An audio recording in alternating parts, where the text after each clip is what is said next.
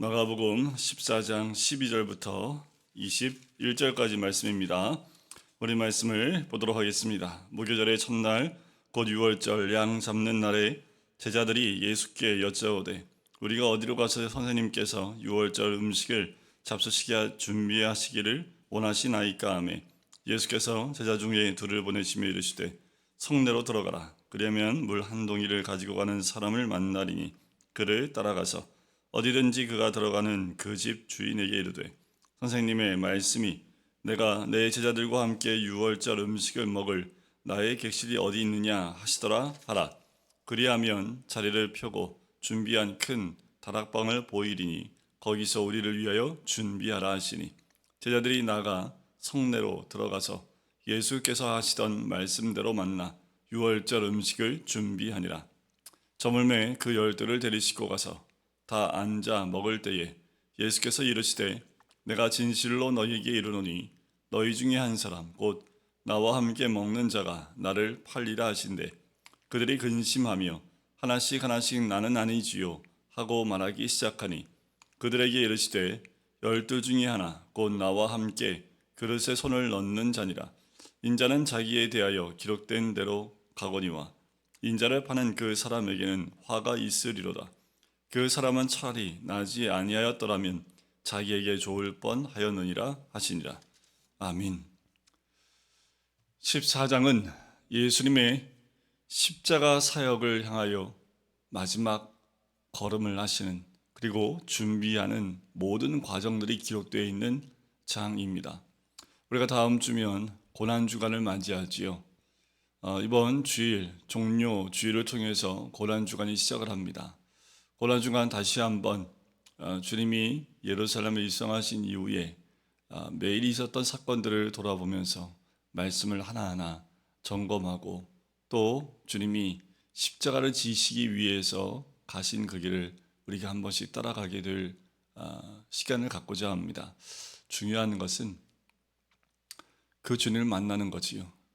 우리가 매일 십자가를 향해서 가는 그 주님을 만나는 것. 과거 2000년 이전에 계셨던 그 예수님이 아니라 지금 2022년도 지금 이곳에서 십자가를 지기 위해 가시는 예수님을 우리는 만나야 합니다. 과거의 예수님이 아닙니다. 현재의 예수님이지요. 또한 오실 예수님입니다. 우리가 그 예수님을 과거의 예수님으로 치부해버리면 현재 나와 상관이 없는 예수님이 되는 거지요. 올해도 변함없이 우리는 그 예수님을 따라가는 삶을 살아야겠지요. 오늘 예수님이 이제 십자가를 지기 위해서 또 준비하는 한 사건이 등장을 합니다. 6월절이 온 거지요. 무교절 첫날 6월절 양을 잡는 날입니다. 제자들이 예수께 여쭙습니다. 우리가 어디로 가서 6월절 음식을 잡수시게 준비하기를 원하십니까? 라고 이야기를 해요. 갑자기 6월절에 대한 이야기를 합니다. 그리고 6월절 음식을 어디에 준비하길 원하십니까? 라고 질문하게 해요. 6월절은 이스라엘 민족에겐 가장 큰 성일이기도 하고 또 절기이기도 합니다. 그만큼 6월절은 이스라엘 민족에게 주어지는 여러 가지 메시지와 사건이 있는 절기입니다. 하지만 정말 중요한 것은 이 6월절은 이스라엘 민족을 구원했던 그 수천 년 전에 있었던 그 사건으로 그것을 그냥 기념하고 끝나는 것이 아니라 그 6월절은 메시아 되신 예수님의 그 모든 뜻들을 또한 그 의미를 담고 있는 절기가 6월절입니다. 그래서 예수님이 이 6월절에 대해서 다시 한번 언급되어지는 이 말씀을 우리가 대하는 거지요. 6월절 어린 양을 잡는 날이 있습니다. 6월절 양을 잡는 날이라고 얘기를 하지요.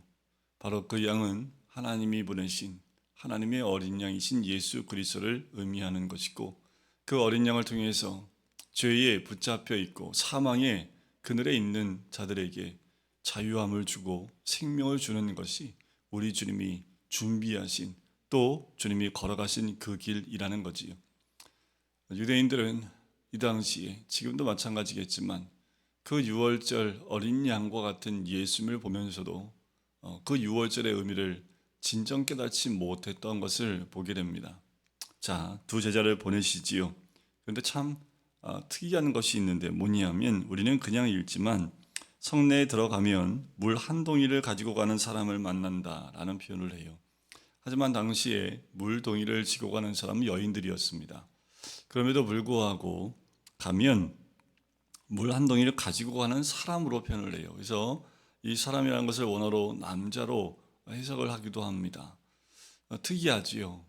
보통 물동이는 여인들이 습관, 관습이 그렇게 되어져 있음에도 불구하고 특이하게 여인이라는 표현을 쓰지 아니하시고 사람이라는 표현을 쓰시고 그 사람을 만날 텐데라고 말씀하시는 거지요.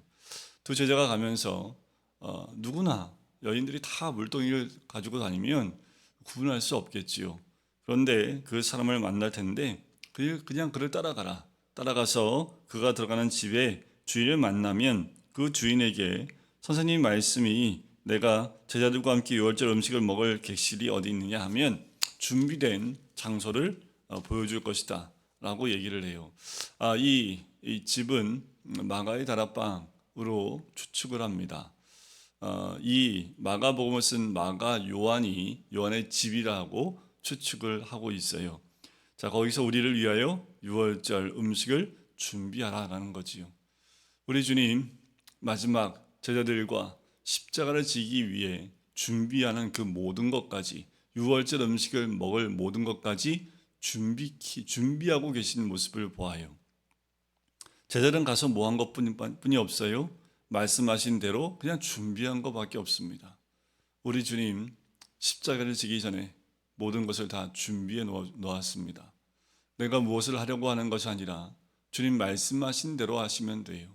그러면 다 주님이 준비해 놓으신 대로 모든 일들과 또 모든 것들을 따라갈 수 있는 거지요.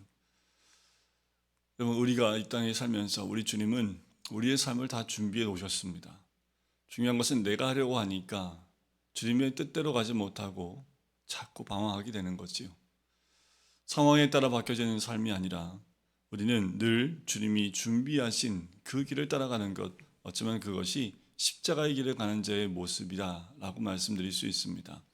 우리가 꼭 기억하셔야 될 것은 이 십자가의 길은 말씀을 따라가는 길입니다.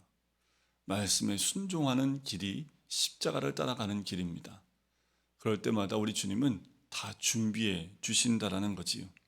열두를 데리고 준비되어진 그 방으로 들어가시지요. 그리고 참 마음 아픈 말씀하십니다. 그 누구보다 십자가를 준비하면서 가장 가슴 아프고 가장 괴로운 이야기를 하고 계시는 거지요. 너희 중에 한 사람이 나를 팔겠다라는 겁니다. 너희 중에 나를 한 사람이 팔겠다라는 거예요. 그러니까 다들 근심하지요. 나는 아니지요, 나는 아니지요 해요. 하지만 이미 가룟 유다의 마음 가운데 예수님을 팔고자 하는 마음이 들어가서 오늘 본문에 바로 앞전인 11절에 보면 돈 받고 팔려고 하는 그 모습이 이미 나와 있습니다.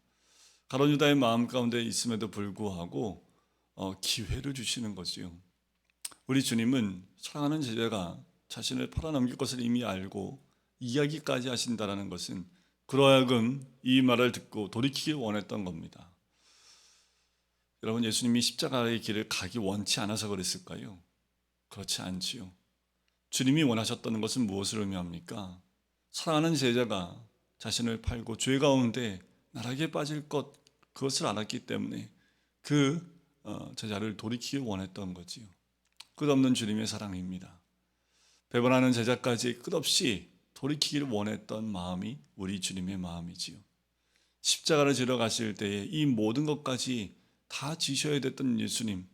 하지만 이 사건을 통해서 넘어지게 될 그 가룟 유다의 모습을 예수님은 똑똑히 보셨고 또 그것에서 돌이키기 원하셨던 거지요. 그리고 그에게 기회를 계속 주십니다. 나와 함께 그릇에 손을 넣는 자가 그다라고 얘기하는 거지요. 인자를 파는 그 사람에게는 화가 있다라고 얘기합니다. 차라리 나지 아니하였다면 좋았을 뻔했다라고까지 이야기를 해요. 우리 주님의 끝없는 사랑의 표현이기도 합니다. 하지만 가룟 유다의 마음은 이미 굳어졌고 그의 마음에 사단이 들어갔기 때문에 돌이키지 않는 그의 모습을 봅니다. 여러분, 마지막 그 순간에 돌이킬 수 있는 기회를 주셨던 예수님의 그 말씀처럼 우리에게도 늘 언제나 기회가 있지요. 그것이 주님의 음성이고 깨달아지는 것이 중요합니다.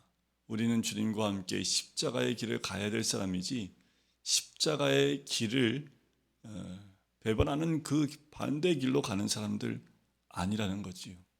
우리는 주님이 가신 그 길을 따라가는 주님의 백성 되시기를 주의 이름 간절히 축원드립니다. 특별히 2022년도 코로나 끝물이라고 하지만 여전히 코로나가 여러 사람들을 힘들게 하는, 그리고 전염력이 강해진 이때에 다시 한번 그것에 매여 있는 우리의 모습이 아니라 주님의 십자가를, 그리고 고난주간을 준비하는 우리의 마음이 되었으면 좋겠습니다. 2022년도 우리가 걸어가야 될 그 십자가의 길, 그것을 반대하고 거꾸로 가는 길이 아니라 주님이 우리에게 예비하시고 준비하신 그 길을 올해도 따라 나가시기를, 방법은 딱 하나지요. 말씀하신 대로 가면 됩니다. 그러면 말씀하신 대로 가면 모든 것들이 준비되어져 있는 거지요.